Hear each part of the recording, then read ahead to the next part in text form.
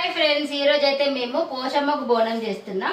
బోనం కోసం అయితే నేను బెల్లం గరగబెట్టి పెట్టుకున్నా. ఇవి బెల్లప్పాలు చేస్తా అన్నట్టు.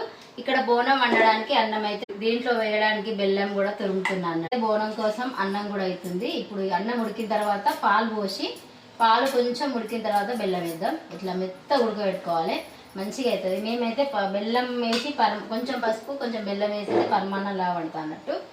ఇంకా ఇదైతే మనం బెల్లం కరగబెట్టుకున్న దాంట్లో ఈ బియ్య పిండిని వేసి మంచిగా కలపాలి. ఇంకా వీటిని అయితే నేను బెల్లప్పాలు చేస్తా. ఇంకా మేమేమేమేం చేస్తాము పోషమ్మ కడుక్కోవడానికి అనేది కూడా నేను ఫుల్ వీడియో పెడతా, చూసి మీరేమేమి చేసి పెడతారో కూడా కామెంట్ చేయండి. ఓకే, అన్నం అయితే ఉడికింది. ఇప్పుడు పాలు పోసి కొంచెం మళ్ళీ ఉడికించాలన్నట్టు. పాలు పోసినాక కాసేపు ఉడికించిన తర్వాత బెల్లం వేస్తే ఇంకా బెల్లం అయితే మంచిగా ఉడుకుతుంది. ఇంకా బెల్లం పాలు ఒకసారి అయితే పోయద్దు, పరమాన్నం అన్నటప్పుడు పాలు విరిగిపోతాయి. అట్లా చేసుకోవాలి. ఇట్లా ఒక 5 నిమిషాలు పాలని మంచిగా ఉడకనిచ్చిన తర్వాత ఇప్పుడు దీంట్లో మనం బెల్లం వేయాలి. పాలు అయితే మంచిగా ఉడికినాయి. ఇప్పుడు మనం దీంట్లో బెల్లం అయితే ఇద్దాం.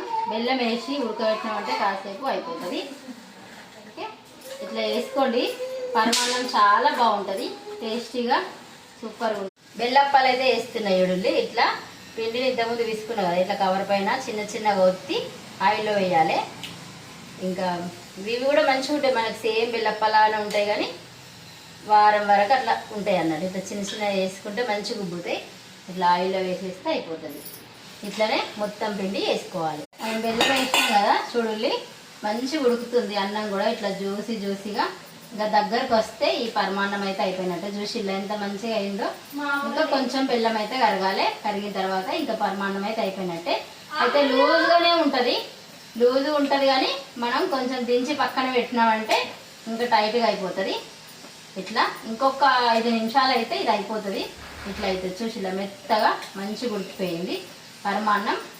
రెడీ. బెల్లప్పాలు అయితే రెడీ అయిపోయినాయి. ఇప్పుడు మనం పచ్చగూర అయితే వండుదాం. చూసి ఇలా మన తోటలో కాసిన పచ్చగూర, ఇంకా పువ్వులు, శంకు పూలు, మందార పూలు, ఇంకా పచ్చగూర అయితే కోసుకొచ్చిన. ఇప్పుడు నేను పచ్చగూర అయితే వండుతాను. మేమేం చేస్తాము పోచమ్మ కడుక్కోవడానికి, మీరేమేం చేసి పెడతారో కూడా కామెంట్ చేయండి. ఓకే, మేమైతే బెల్లప్పాలు చేస్తాం, ఇంకా పరమాన్నం వండుతాం, ఇంకా పచ్చగూర వండుతాం, పెరుగు, కళ్ళు, ఇంకా కొబ్బరికాయ, కోడి ఇవన్నీ తీసుకొని పోతాం అన్నట్టు. ఇప్పుడు పోషమ్మ కాడికి పోయేటప్పుడు